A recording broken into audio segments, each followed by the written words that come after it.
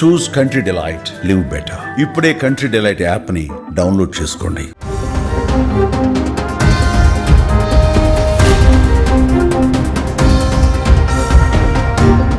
పచ్చని కాపురాల్లో అక్రమ సంబంధాలు చిచ్చు పెడుతున్నాయి. అనేక కుటుంబాల్లో గొడవలు విడాకులకు, ఘోరమైన నేరాలకు దారితీస్తున్నాయి. తాజాగా ఇటువంటి ఘటనే ఒకటి చోటు చేసుకుంది. ఓ వ్యక్తి తన భార్య ప్రియుడితో కలిసి కారులో ఉండగా రెడ్ హ్యాండెడ్ గా పట్టుకున్నాడు. ఆ తర్వాత అతను చేసిన పని అందరినీ షాక్కి గురి చేసింది.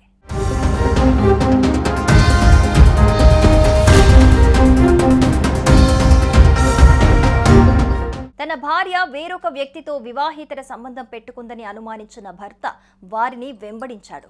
ఓ చోట కారులో ఇద్దరూ ఏకాంతంగా ఉన్న సమయంలో వారిని పట్టుకున్నాడు. ఆ సమయంలో తీవ్ర ఆగ్రహానికి గురయ్యాడు. అనంతరం తన భార్యను కారులో నుంచి బయటికి దిగమన్నాడు.